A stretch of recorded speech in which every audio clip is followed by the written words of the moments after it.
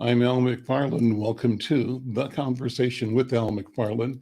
Today is Monday, October 3rd, 2022, our first Monday in October, but we're only a month away from the general election, the midterm election. So most of this month, we're going to do all we can to bring candidacies forward so that you can make your voice, your decision in an informed way, because you've got a chance to connect, interact, and assess those who are looking for your vote as we go towards the November election. Well, first of all, let me say hi to my writing partner, Brenda Lyle-Gray. Brenda, how you doing? I'm fine. How are you? I hope you had a great weekend. Well, so far so good. I just told Bosch that, I figure it's not over yet. I'll let my weekend end about Friday when I'm ready to start your new one. Got to keep on moving. Keep it rolling. Yep. Let's say hi to Diana Hawkins and Dee Phillipps as well. Diana and Dee with the Hawthorne Neighborhood Council partner supporters in the Monday series of The Conversation, and just partners in general. Friends that go back, and all of us committed to creating a North Side that works for all of us, a city that works for all of us. Dee, Diana, how you guys doing? Good. Good. How was your weekend, Dee? Oh, it was quiet. So quiet is always good.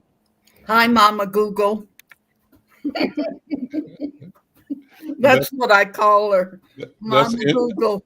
The walking encyclopedia. I'm gonna keep that joke between us. Al, I love your coworkers, because they know they could call me any time of the morning and get anything they need. There it don't even matter if it's on the weekend, they know they got it. Especially when I was looking for something that didn't exist. Well, that's what friends are for, right? I love make it right, make it real. So Al, let me before we jump in here, I got to put these two plugs in here real quick for us. It's Monday, and normally I come in and I talk about all the killings and stuff, but I'm not going to do that today. I'm going to start off by letting people know that along with Insight and others, we have the 9th annual Winter Warmth program kicking off, where we are collecting coats, hats, gloves, scarves, mittens for our youth in the neighborhood.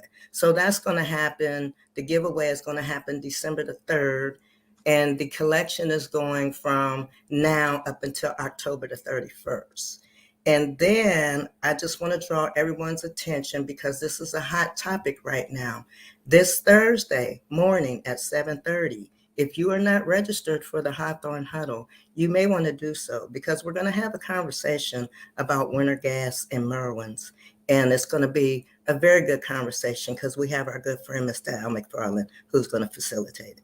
So with that, update on why this conversation on winter gas and Merwins is so important. What's the backstory there? If somebody's not here in town. It's really important, Al, because of all of the murders, all of the times that it has been deemed to be closed down and hasn't been closed down. These two facilities are a real problem, and the community really need to have some real concrete answers. If there's a plan, is there an update? What is going to happen? What has happened from a month ago up until now, that we can let our viewers and our community know that there's definitely something that's going to have to be done. Back in the day, Diana, I know that the proprietors and managers of both of those businesses, Merwins used to be a drugstore. They closed out the drugstore convenience store operations, and I think they just are a liquor store right now, as I understand it, or primarily a liquor store. And then the gas station has been a gas station, but somehow it's been a magnet for all kinds of illicit activity and people hanging out, and therefore people getting shot or mugged or in danger. And so both things have in a negative way transformed into eyesores and to danger zones, hotspots in the community. Why did that happen? What's your sense? Because I'm thinking about the few years ago when both organizations were present and counted for on the West Broadway Business and Area Coalition, and generally as proactive and positive forces in the community. Yeah, they were.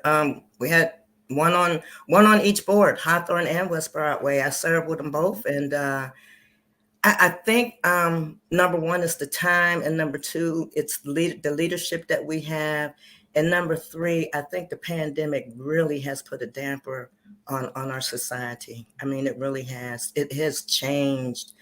I mean, drastic, because there's so much trauma and killing of our youth and one another.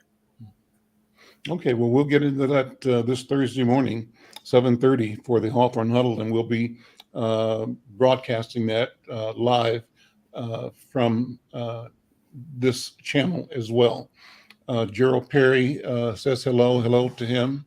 Gerald, thank you for watching. And I think there was somebody else, Lee Henry Jordan. Lee Henry, good to see you as well. Let's begin by inviting our first political guest, Judge Martha Holton Dimick, to come on and give us an update on her campaign. She's running for Hennepin County Attorney to be the chief prosecutor for the county if she's elected.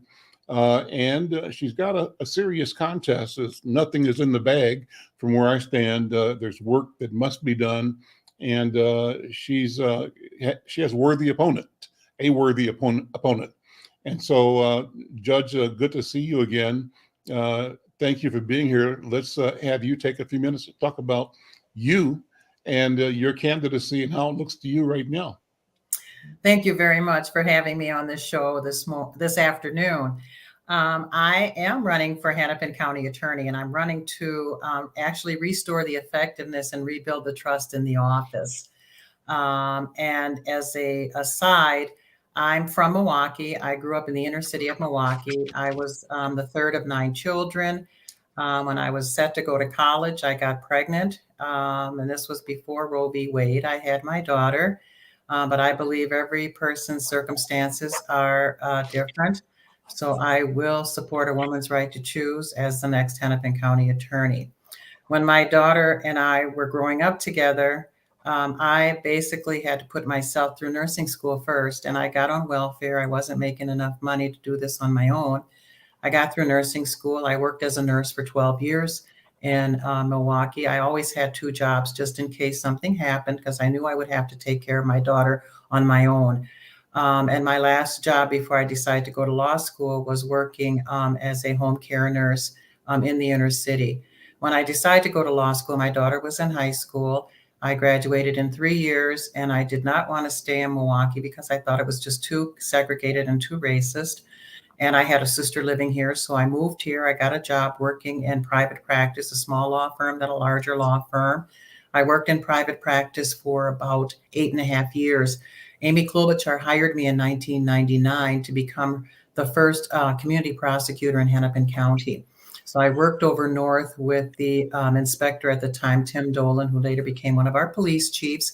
And we got together with the Hawthorne Huddle, with the neighborhood organizations, community organizations, churches, mosques, you name it, anyone who wanted to be involved. This was at the tail end of the Murderapolis years. Anyone who wanted to get involved. We had eyes on the streets 365 days of the year. And of course, we had a full complement of the Minneapolis Police Department at that time. We were able to bring crime down to such a significant level that the Minneapolis Police Department did get a national award, primarily on the efforts taken to bring juvenile crime down to a very significant level. When you talk about homicides at that time in 2009, when I left to go over to the city attorney's office, we had 7 homicides in North Minneapolis at that time. Last year, we had 46. We can do that again. I left the Hennepin County Attorney's Office after 10 years, and I went over to the city attorney's office because I was recruited to become the criminal deputy. So there I managed an office of over 60 prosecutors and support staff. And it was from that office that Governor Mark Dayton appointed me to go on the bench. I was on the bench for about 10 years. And then after George Floyd's murder, in North Minneapolis alone, we've had over 90 homicides. and quite a few, as we know, of the victims, several of the victims were children. That pretty much did it for me. That just broke my heart. And I decided to retire from the bench. I thought I could do more for my North Minneapolis community because I've lived here for 20 years off the bench than I could on. We're very restricted in terms of judges as to what we can get involved in. We can't get involved in social issues or political issues. And so I thought my hands were too tied at that point, and I made the decision to run for Hennepin County Attorney. Now I do run on the promise to address public safety. That's my top initiative. I voted no on the police ballot because I believe, and so does my community believe, we need police officers. We need better police officers. We need good police officers. We can do reform and public safety at the same time. Okay, great, excellent background. Thank you for that update. How do you see the progress of the city with the appointment of a new chief, or the proposed appointment of a new chief, and with the selection and installation of a public safety, is it officer? I think it's the Commissioner of Public Safety, Cedric right. Alexander. Yes, I've Yeah. met Cedric Alexander. I've met him several times at a number of community forums. Very impressive. I've also been reading about the new proposed chief of police, Chief O'Hara from Newark. Mhm. I read about him. Star Tribune did a beautiful article about him, very comprehensive yesterday. And also I've been paying attention to some of the forums and some of the places that he's also spoken at. I am I have to say, very energized by his experience. The fact that he's had experience with consent decrees in Newark, the fact that he was a police officer and I believe a deputy mayor, and has also worked actively on a consent decree, and has actually made a huge, impressive change in Newark in terms of being very progressive and having the police officers or the police department paying attention to the fact that they work for the citizens of the community, and they're there to protect and serve. And he has the energy, I believe, that's going to really make quite a difference in the current situation with the Minneapolis Police Department. I'm very impressed with Cedric Alexander.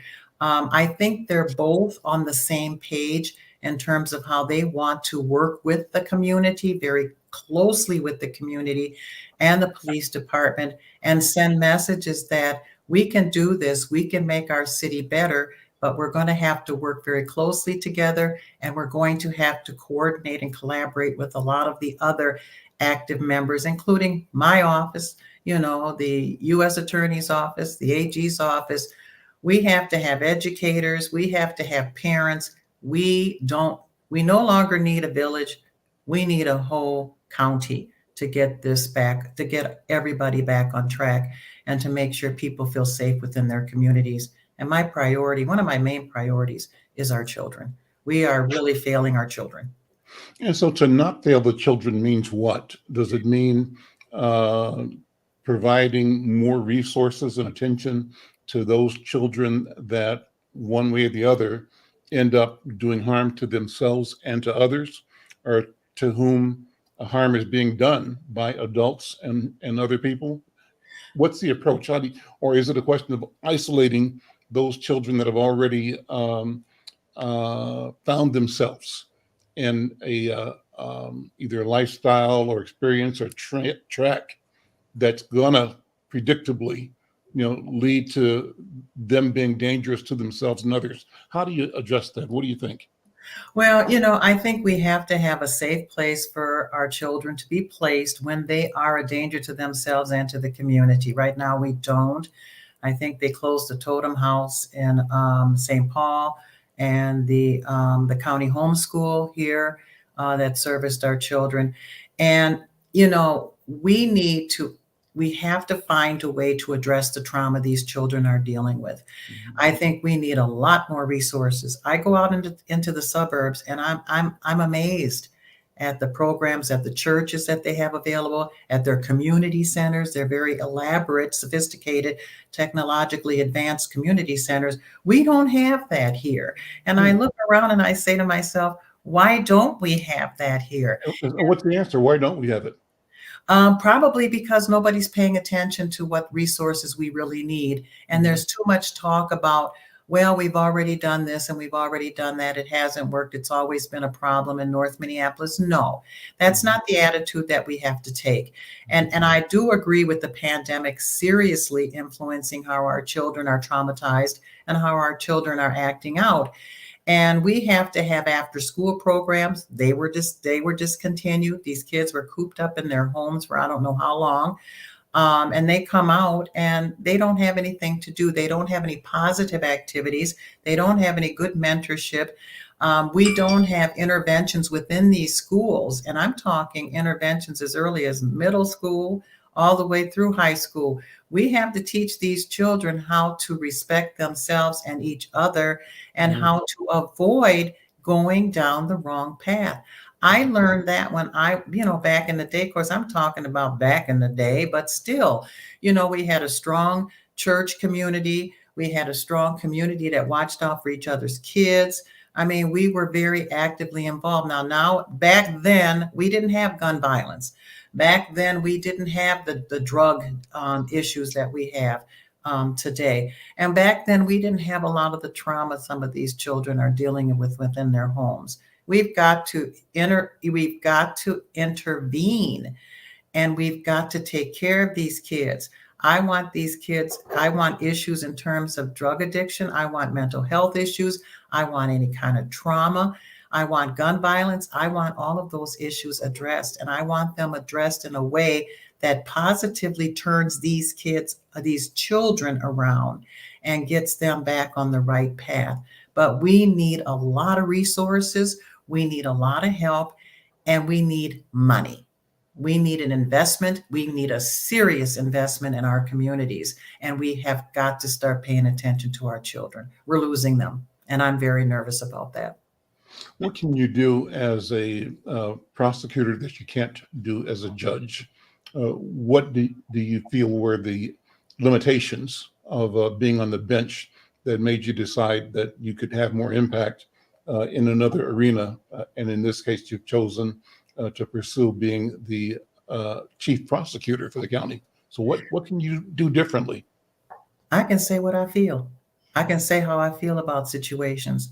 I can step outside of the bounds of a code of conduct that the judges are held by.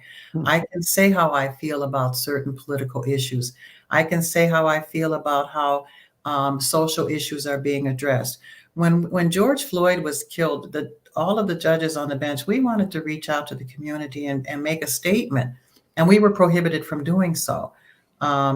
And it really bothered me, How did that work? I mean, I didn't know that, first of all. So explain, is it self-prohibition, or did somebody, like the big judge, say, thou shalt not? Or did the canon say, here it is on page 242, you may not do A, B, C, D, and E? How did that? There were several levels we went through. First, we checked with the Board on Judicial Standards, and we have a former colleague, Tom Sipkins, who is the head of that. He's a former judge. And we checked with him to make sure if we said anything or did anything, what code do we specifically have to follow? He gave us that direction. Okay. And then we took it from there, and we went to the chief judge of the Supreme Court, and she said no. Whatever we were going to come up with, she vetoed it. Okay. Now I can say this loud and proud that my attitude was, she really isn't, she's not the boss of us. That's what my grandkids will say to each other. Well, you're not the boss of me. You're not the boss of that. And I was a little bit more of a rebel in terms of that attitude, because I saw judges all over the country making comments. And here we are in the state and the city where we were most ground affected. zero. You know what I'm saying? And it's like, we can't say anything. So that really, really touched me. It really bothered me. So, it really prompted me to seriously think about exactly what are you doing on the bench. You can basically maybe affect one family at a time if you're lucky enough in your cases. And I thought we needed system-wide changes, and I couldn't do those system-wide changes while I was on the bench. So that was my decision to step off. But yes, you need to know all of my colleagues wanted to get out there and let the community know, at least we feel you, we know what's going on, we know there's work that we can do, you know what I'm saying? At least reassure people that we're aware of how outrageous, the times have become. Well, I'm glad to hear you say that now. I was not aware of it, and I believe other people were probably not aware. There's a note from Gerald Perry saying almost all the issues you named affecting children are direct results of, he says, apartheid performed by the city of Minneapolis directly targeting Black residents. And he calls apartheid an international crime. Asks, if people elect you, what are you willing to do to make sure a suit is filed against the city on behalf of children, which would secure finances needed for the investments needed in community? It's a big question. Respond if you wish. Well, we will work very actively with our legislators, because that's where the money comes from. And there was a public safety bill that would have had a lot of these issues addressed financially that just didn't get passed. And I want to make sure that people hear us and hear what we need and hear what this community needs. And I will make sure that we have legislators or people in my office, if not myself, represented at the legislative level, so that we get our words heard and we get these issues addressed. And that's the best I can do at this point. People expect prosecutors to prosecute. So what does that mean to you? What does the label of the job really mean? Because you've talked about being sensitive and being aware and about the environment that creates disadvantage and problems, et cetera, but you haven't talked about prosecuting criminals. What's your posture, policy, and what can people expect from you as the prosecutor? I'll go a little deeper. Do you think a child who kills somebody or shoots somebody with a weapon should be jailed? At what point in time do children get put in jail? Children who are dangerous, and to a certain extent, if you're talking about a homicide or a gun violence, they need to be in a custodial environment, okay? Now, it really depends, Al, on the age of the child in terms of exactly what court system they're going to go through. Are they going to be just declared delinquent, where the court has jurisdiction until they're 21 years old? Are they going to go through extended juvenile jurisdiction, which means that the court has jurisdiction until they're 25 years old? Or are they old enough to be certified as an adult and go through adult court? So it really depends on a number of circumstances with respect to the offense and the age of the child. I believe the message has to be sent. Prosecutors prosecute crimes, and we pay attention to what the law says. There are a number of criminal offenses that are against the law. They're statutorily dictated, and we have to enforce the law. As a prosecutor for victims of crime, we have to have justice for our victims. We also have to have accountability and consequences for those who commit these crimes. I would like to tell folks out there that if you commit a violent crime against a person involving a gun or a knife or any dangerous weapon, and you're going through the court system and convicted, you're most likely looking at jail. Now, we do have alternatives for other types of situations, criminal activity. There's the specialty courts that deal with mental health issues. There's the drug court. We try to get people, the addicts, into treatments that we think that is way more positive and way more successful than just putting them in a cell. So that's not our direction.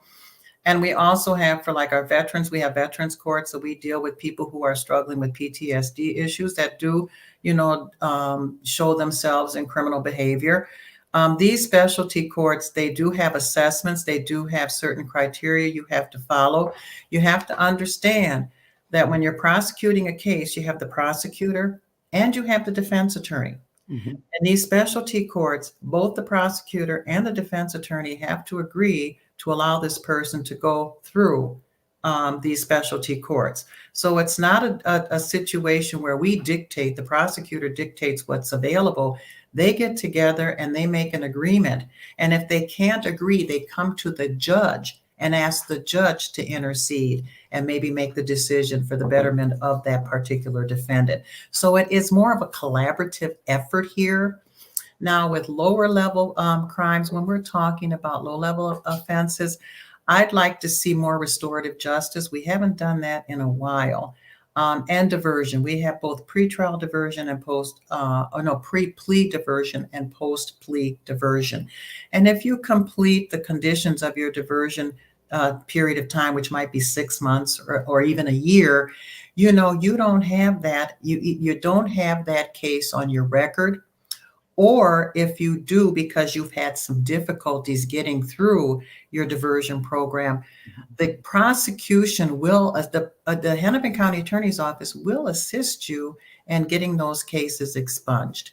So there's just a better trajectory and there are better alternatives for lesser included offenses. But serious offenses, we have to take them seriously. The community, we can't keep giving criminals a break. We have to give our communities a break. And so that leads to my last question. What's your sense of the range of feelings and perceptions in the community about prosecuting criminal activity, about putting people in jail? And my background to this is that you have the feeling that a lot of people think that Black people want the courts to be lenient and to be understanding and forgiving and to give more chances, and that white people, on the other hand, want to kind of play by the rules when it comes to criminal activity and not be so forgiving. So that's kind of one set of ideas that I think it's an inappropriate or it's not a proper analysis of reality, but that's what's out there in the the talk space. Then, Judge, there are diversion systems in place in white communities that simply don't get noticed. And you said it, there are just a gazillion resources and programs and services and agencies and organizations and churches, and all of that creates an ecosphere or ecosystem of supporting and preventing children and maybe adults going down that path of desperation. And some of those don't exist equally because they're not resourced in the inner city or Black community. So put all that together, and what do you think is a more accurate view of the general public's appetite and expectation around meeting and preventing and prosecuting criminal behavior? That's it. Okay, well, that's a great question, and thank you for asking that. I've talked to many communities. I met last week with the Somali community, and one of the issues that they brought up were their children and some of the struggles that they're having within their community with their children.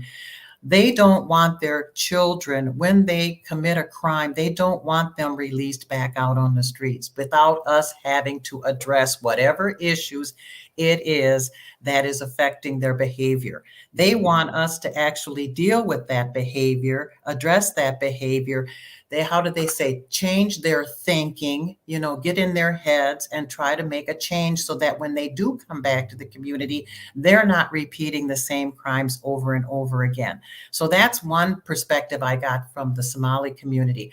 And when I talk to my colleagues here in North Minneapolis, and use as an example, Merwin's, I hate to bring this up, but Merwin's was a problem in 1999 when I was a community prosecutor back in the day. We've been dealing with Merwin's for a very long time. And as far as Winter Gas, I think they refer to that as Winter Murder Gas Station or whatever. I was at the meeting with, I think it was Jeremiah Ellison and it was Charlie Adams from the 4th Precinct, the inspector there, at the Sanctuary Church next door. I think it was a couple weeks ago because it just blew up. The whole situation just kind of blew up, and there were a lot of community members there.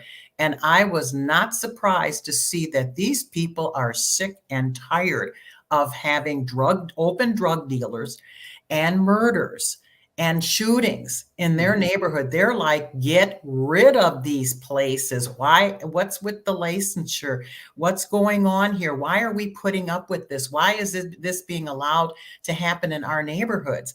And so they want it out. They want both of these places closed down. They don't want to have to continue to deal with this. And they're wondering, what's happening? Why are the decisions being made that continue to allow this conduct to happen? I drive down Lindale Avenue, Broadway and Lindale, and you can see in the bus places where people wait for the bus, there are open drug transactions there. And then people nodding out in the bus. I'm thinking to myself, why aren't these people being arrested? And when you put the pressure and the attention on those areas, they just move somewhere else. Why are they moving somewhere else? Why aren't we able to just put a lid on this and bring some resolution to these issues? But for the most part, when we're dealing with our children, we have special issues that we have to address. I mean, that are different than adult criminals. And we have a chance to a trajectory, a certain period of time where we can reach them and maybe make a difference and change their behavior. But when they're committing very serious, dangerous crimes that affect, people's lives, we have to be a little bit more serious in terms of how we handle them. But I think that I honestly think now that the community is way more involved in terms of what's happening over north, and they want to see answers, but they don't want us to, I wouldn't say patronize these kids or anything like that. They just want to see answers so that we can stop the violence. And whatever it takes, we have to really worry. We have to really consider all options are on the table. We really have to be open-minded about, how we're going to pursue these issues and move on. Judge, I want to thank you so much for being here. Thank you for talking and sharing. Appreciate and good luck with your campaign. There may be a chance to come back again before the election. I would love that. I'd be more than willing to do that. And thank you so much for having me on your show. This was absolutely a good time for me to vent and get my ideas out there. Excellent. Well, it's important, and let's plan to do it again. Okay. Let me pivot now to my friend and colleague and leader in our legislative community, Senator Bobby Joe Champion. Senator Champion, my friend, how you doing? Good to see you. It is good to see you. Are you able to hear me okay? Perfectly. Well, great. It's always good to see you, Al, and all the others around the table. I would say that about Diana Hawkins, but she didn't invite me someplace, so I'm sorry, but I invited you today, my friend. I'm sorry, I did invite you for today, so give me that one. I love Diana Hawkins. I love everyone that's on the line. Thank you so much for having me out. And we're always appreciative of you and KFAI Radio and Insight and just McFarlane Media, just everything you do about uplifting and making the community aware of everything that's going on. So thank you.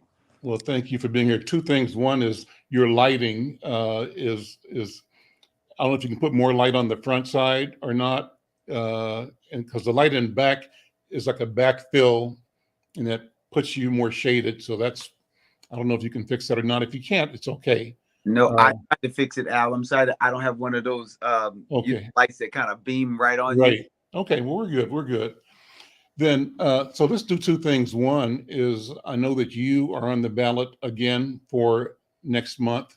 I want you to talk about your candidacy, your campaign, your strategy is, what your goals are, what the challenges you have. And then after we've done that, I want you to back up and talk about your work, the progress towards articulated goals, particular things that you have delivered and are attempting to deliver for our community, and particularly in an environment where your Republican colleagues are holding $9 billion hostage from the state of Minnesota and from our community. But first of all, Bobby Joe Champion, Senator Champion, talk about your campaign and where you are with that, how it's going, and what you want the voters to know. Well, thank you so much for asking that question, because I think that's a very important question. As you know, that I have been in the Senate since 2012, and I only became a senator after Linda Higgins, who had represented our community for roughly 16 years, decided that she was going to go on and become a county commissioner. And before that, I served 2 terms in the House of Representatives. I think it's important to put this in context, is that I always told myself and told other people that I would never run for office. And so even when I, helped, who was then, Keith Ellison, even before he ran as state representative, and then of course for Congress, I worked always hard with them and other folks in order to get other folks elected. And so when I always said I would never run for office, I realized that it is never good to say what you will never do, right? There's some things that you'll never do, but that's probably something I shouldn't have said. I probably should have qualified it by saying I would only run for office if I felt that there was a need for my skills and qualifications to improve the quality of life for all the people I love. I was born and raised in North Minneapolis, and my mom and dad, migrated from the South, from Hope, Arkansas, and Hooks, Texas. And we then landed, and I was born in North Minneapolis. And the reason why I said that it's important to put it in that context is because sometimes seeing things and also knowing the things that the values that you were raised with. So whether that was in my discussions with Spike Moss or Mahmoud El-Kati or the Al McFarlanes of the world or the Babingtons of the world or Natando Zulu, it's all the things they put in me growing up, that we always had a responsibility, not only to ourselves and our family, but also to the broader community. And when I saw that there was a need for me to go forward, I put my hat in the race. And since that time, since being elected to the House and then, of course, the Senate, my top issues have always been, I always look through a lens of what should we do to improve the quality of life for the Senate district. And I believe that if we're improving our quality of life, it benefits the rest of the state as well. So whether that's, and I've always been a strong advocate around public safety as a comprehensive approach, whether that's with juveniles and making sure there are the resources that are there. And I put forth legislation around this, and I impaneled both county attorneys, public defenders, mental health folks, everyone that will fall within that spectrum to come up with a plan that I put forward as a bill. And unfortunately, that bill was there. We talked about it, and everyone talked about the importance of it. But my colleagues on the right didn't feel it was important enough to bring it forward. And that's one of the problems, is that even when there are great ideas that should be discussed and put on the table and see where there might be some agreement, the other folks on the other side of the table says no, because they're so ideologically focused, but they're not focusing on people and Minnesota citizens being centered. Another issue that I fought hard around is jobs and economic development. You all were just talking about Broadway. That is an important conversation. I've delivered some resources for training so that folks would get livable wage jobs and be connected into the marketplace, but also resources for small businesses. Ever since I've been in the legislature since 2016, I've always discussed this issue, but 2016 was very important because former state Senator Jeff Hayden and I put forth an equity bill. And that equity bill has been financed and pushed forward and from then since now. And we've allocated over $100 million into the marketplace, and especially focused on communities of color around business and training and all the other things that would lift us out of poverty and always push us towards economic liberation, but also high esteem so that we can support ourselves. Education. I believe that education is the threshold to improving one's quality of life. And so I believe that public schools should be fully funded, not partially. We have people who play a lot of games by saying if they put a little more money on the formula, then we are supporting and giving more money into the education arena. Well, that's untrue, because we're not keeping up with inflation, right? And we're not delivering, making sure that the schools have the resources that they need, and teachers don't have the resources that they need. That's why teachers are known to go in their pocket and put forth their own personal wealth and or wealth. See, it's interesting for me to use the word wealth when they are the lowest paid on the totem pole, right? Mm. And so, but they put forth their own resources in order to make sure our kids have everything they need.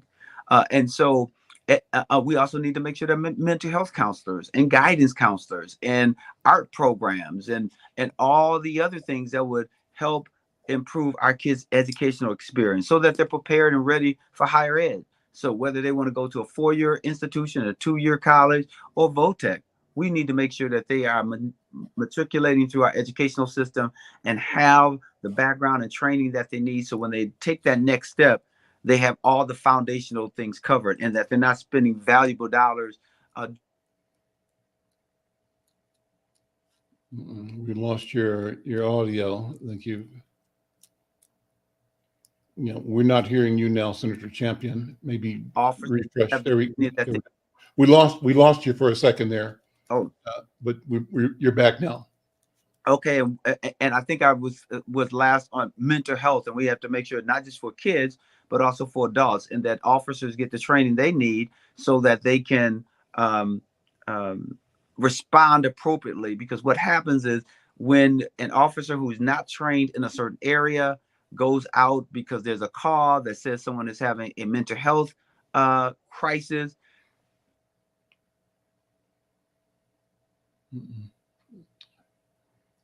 There we go, bandwidth again. I don't know if where you are, Senator Champion has some bandwidth issues. Diana, while he's coming back in, Brenda, questions or concerns? Or it looks like you're back now. Must be your bandwidth or mine. One of them's slowing down. I'm right in the area where I'm right connected to my router and everything else. So you're okay. So yeah. So anyway, I just think all those things, mental health and affordable housing and housing options. There's lots of proposals with David McGee and Bill Wealth, Minnesota, that I'm supporting as well, that I have put forth $1 million every year, and it was every biennium, in order to make sure that they get that along with other things. So whether it's also making contributions, or resources or investments in North Commons Park, for an example, $5.25 million that I got in order to do that, or money for NAS, or Girls in Action with Dr. Verna Price and Shane Price. But the list goes on and on and on, and I'll always be happy to talk about that. But I want to continue to work because last year we didn't finish our work. Mm-hmm. And that's when we had $9 billion, right? And then done for frontline workers. I'm really excited about that.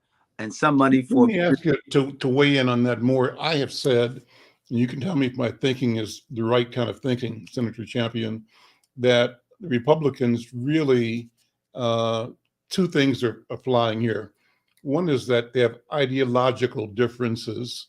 And so as a matter of ideology, they want to do all they can to make unsuccessful the opponent. And the opponent in this case is the Democratic Party, the governor, and the Democrats who run the House in particular, and in a sense muzzle the Democrats in their chamber, the Senate.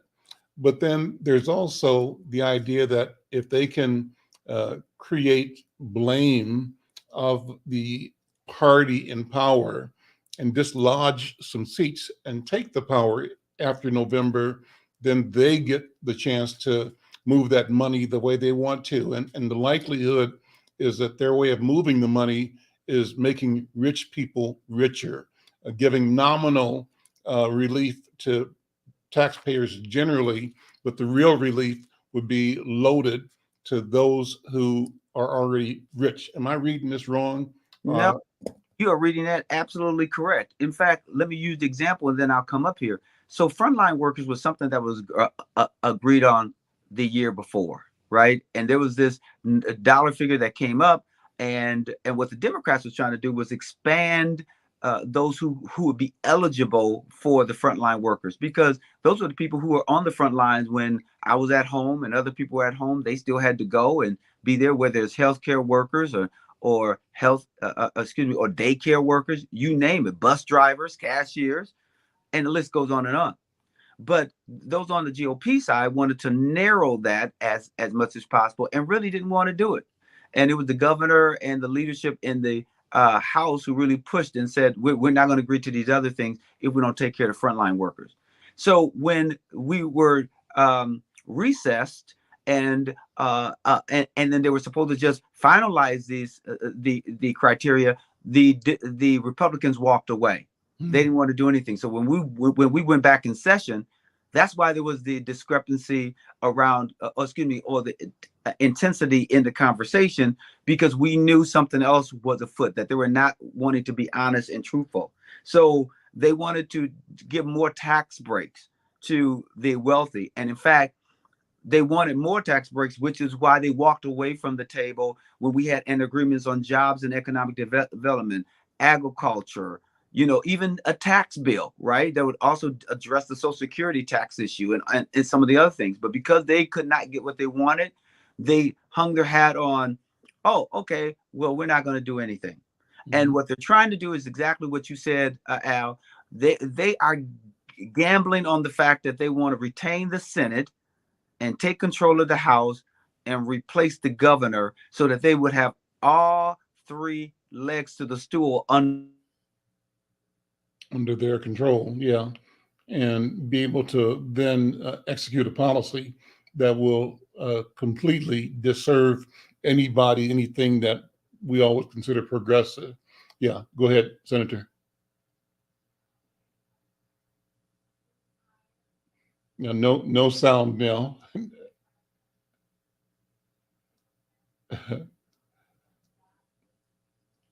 Check your sound, Senator Champion. We're not hearing you.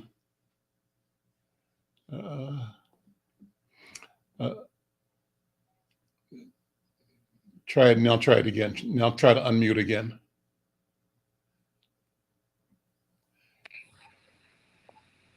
Nope. Diana, are you? Let me hear if you're there, or Brenda. Can I hear you guys? I'm here. Yeah. Okay. I can hear you, Al. I hear you. Are you hearing Bobby Joe? I can hear him now. Okay. Go ahead, Bobby Joe. I'm not hearing him. I'm not hearing him. Can you hear him, Dee? Okay, and Brenda. So we got some kind of challenge. So he's refreshing. Try it again, Senator Champion. Yeah. So I am right here. Can you hear me now? Yes, we do. Yes. So everything that you said is true. So they think that the $11 billion that's going to be on the table, that they want to be able to spend it by returning it to their rich friends, as opposed to investing in education and healthcare and affordable housing and all the other things that will improve our quality of life. But it's up to us, right? Those who are listening on the phone and others, and they're gambling on the notion that they can say as much around public safety and say no one else wants folks to be safe. That's untrue. Public safety has been something that we've been pushing, which is around making sure that we have more. So yeah, this is interrupters. Go ahead. To make sure that we are investing in community violent interrupters and making sure that we have a comprehensive approach. Also making sure juveniles and in the juvenile system, they have all the options available. I heard Martha Houghton Dimick just a second ago, who I might add has been a terrific judge. And she was a great person to work with when she was in the county attorney's office. And her forward thinking and her sensitivity to all these issues is really important, because you really do have to have partners in it's an ecosystem when you think in terms of even the judiciary, right? Mm-hmm. That's what county attorneys, judges, public defenders, resources, community folks, it's an ecosystem, right? But the Republicans are only trying to make it one dimensional, even public safety, just more police officers, more police officers. And in our community, we're okay with more police officers because we want to take care of the response times, and we want to make sure that that folks are safe, right? But we also recognize that there should be that police officers should treat us fairly, and we don't say that all police officers are bad. We just want to make sure that those who are coming in our community are treating us with the respect that we deserve. So all the GOP is trying to do is be ideological. From elections, they're still saying that there is that the election was rigged. That's untrue. This also shows you how it's more ideological than it is helping us, Keith Ellison is in a fight right now because there are those who rather, not accept all the great work that he's done. And the person that the GOP put up on the other side has no courtroom experience, never been in court before, right? So how are you going to manage the office of trial lawyers and others that have to deal with a myriad of issues, and you don't have that experience? All he says, he being Mr. Schultz, is how he wants to deal with abortion and all the other things that are ideological. Well, that is a problem. But that's an example of the choices, the stark choices that are going to be presented to us as voters. And I'm glad you're bringing this up, because let me tell you that from my point of view, conventional wisdom is that Keith doesn't have a real contest. Conventional wisdom can be dangerous because people will end up saying, oh, we know he's going to win and my vote doesn't count. Or while people feel smug that their candidates are going to be okay, they don't work and don't motivate and create excitement around the candidates. And all the candidacies, I believe, need momentum and need excitement. And so I'm glad you brought Keith's up, but take a minute and talk about the whole range or the suite of Democratic DFL candidacies, and what needs to happen to ensure that that base turns out and prevails. Well, number one, you always hear people say that this is the most important election. It's the most important election because it really is, right? Every election builds on something. And there's so much that's at stake at all times. And we have a lot at stake here. For an example, if you if you don't get out and vote and you just say, oh, Bobby Joe is running unopposed, so that's okay. That's my guy. Well, I need partners. I need to make sure that in the Senate that the Democrats have control of the Senate. And when I say control, the majority, because then I can become a chair and I can make sure that there are more resources that get to the places that we need. We need to make sure that we have a governor who's sensitive to the issues that we care about and willing to, sign bills. We need to make sure that we have a partnership on the House side, so we have to retain the House. We also need to make sure that as Minnesotans that we have an attorney general who cares about consumer protection and seniors and housing and all the other, and protecting us from other folks and corporations who are not trying to treat us right? And if he needs to go and assist county attorneys in other parts of the state, that he has the ability and the sensitivity to do that. So we need partners and we need folks to get out. I often say, if you're not at the table, then you're on the menu. Mm-hmm. If you are not out voting and your vote is your voice. Mm-hmm. And we have fought long and hard. And if it wasn't important, Al, then why would they work so hard for us not to vote if it didn't matter? And I often lift up the example, Hollis Winston is in Brooklyn Center. He's running again, and I hope they get it right this time. But he would have been elected before, but he lost by 2 votes. Yep. Unbelievable. Every vote counts. 2 votes. So when someone says their vote doesn't count and doesn't matter, that's untrue. Al Franken, even in the heyday when Barack Obama was first on the ballot, Al Franken won by only 319 votes. Mm-hmm. There are districts around this great state where the Republican won by 15 votes. So we need to make sure that we here in the urban corridor, that we're voting, that we got it together, but we also need to make sure we're partnering and intentionally identifying our friends and neighbors in Duluth and Rochester and Cass County and other places, that they get out and vote, because we need to help the rest of the ticket. And even here in the urban corridors or the 7 metropolitan area, we need to turn out as many people as possible to help the Keith Ellisons of the world, who may not get as many votes in rural Minnesota, but we can carry the lack, because there's always a midterm drop off. Yep.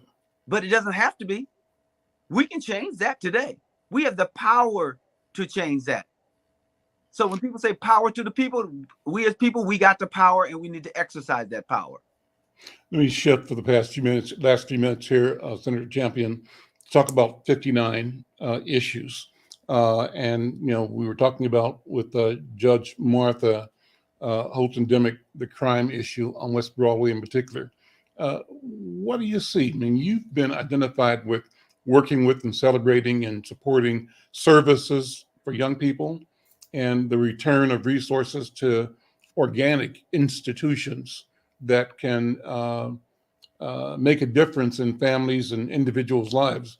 Where do you see the fault line? Where are we failing? Where are we succeeding? What do we need to do to feel like we're in control and moving our neighborhood past and through the crime wave, past and through the fentanyl wave, past and through the other, the housing crisis, education crisis? How do you see that unfolding, and how do you see yourself playing a role in continuing that evolution? Absolutely. I believe, first of all, District 59 is a wonderful Senate district, and we have a variety of different people there. And I often remind people that I don't want them to judge us only on our deficits, but also consider and celebrate our assets as well. Mm-hmm. But as we think about it, I don't want us to overlook our deficits, because we have to deal with those and we have to manage those in a way that makes sense. So crime is always an issue, right? And so when we have a discussion about police issues and police brutality, I also want us to have a discussion about the things that we might be doing to each other that isn't good, right? Mm-hmm. And how do we address that, and not allow the narrative out in the marketplace to say, oh, if you say that black on black crime or community crime, because it doesn't have to be black on black, right? Or community crime is an issue, and they don't want us to talk about that, because then that looks like we're blaming a victim as opposed to blaming others, an institution. Well, everyone has some blame here, right? And that we all have some fault and some things that we have to address. So we have to not silo these issues, but think comprehensively about them. Even around education. If a young person doesn't have a place to sleep and doesn't have a place to call home, if they don't eat, if they don't have glasses, if they don't have a way to even walk from home to school without it being safe, then we have a problem, because then that affects their ability to learn. As we need to also deal with suspensions and the other issues.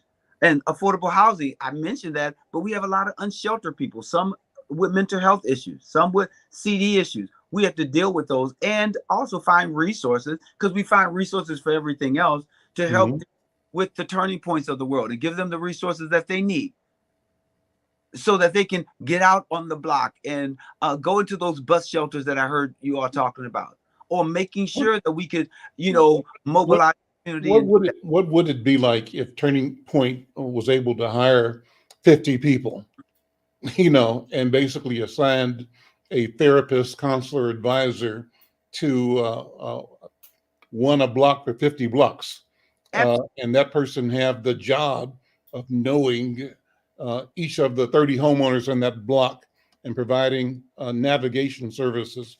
I mean, would that be the kind of massive thinking and investment that could move us towards who we should be? Absolutely. Those are the massive investments that will turn us around. I call those multidisciplinary teams, right? So Turning Point also knows that they can get support from another person to walk there with them. Turning Point also knows that they got a bed and counselors back at the facilities that help address some of these needs. That would also mean that we would have a community navigator to say what is happening with this family, or the family that this addicted person is coming from, that needs to be addressed, whether that's mental health, whether that's depression, that's a part of mental health, or whether that's, food and other things. So we need those navigational services. And as I mentioned, treatment facilities like Turning Point. And guess what? We also need to have a comprehensive discussion, because you asked about this, Al. We need to get as many guns off the street as possible, because we have guns in the hands of the wrong people. Right? And for me to say that doesn't mean that I'm about mass incarceration. I'm about getting the guns out of the hands of the young people, also deal with the root causes of public safety. What are the things that's causing young people to be standing on a corner selling drugs? Or a young person to put a gun in their hand because they feel that they have to protect territory that they don't even own? What are we doing in order to speak into that? Because when I was growing up, there were community jewels and places and spaces that we could go to in order to deal with these sort of things, right? We need to make sure that there are people who are available to deal with the guns that are on the street. How is it that we don't have any warehouses, we don't have any gun manufacturing plants, we don't have anything, but a young person and other people have the ability to put their hands on semi-automatic guns and can't put their hands on a scholarship to go to school? I think that's the mic drop. I think we're out of time. Let's leave it right there. Bobby Joe, Senator Bobby Joe Champion, thank you as always for your leadership, for your service, for your work. Thank you for being here, and thank you for the call to action for voters in Senate District 59 and voters across the state of Minnesota, actually across our country, who might be connected through our networks and various platforms. Keep up the good work. Maybe we can get you back several times between now and the election. I think it's that important. So hopefully, call me anytime, Al. I'm at your service, my good friend. Thank you, sir. We'll see you later. Thank Brenda, you. thank you. Dee, thank you. Diana, thank you. I'm Al McFarlane. This is The Conversation. We'll see you next time. Take care.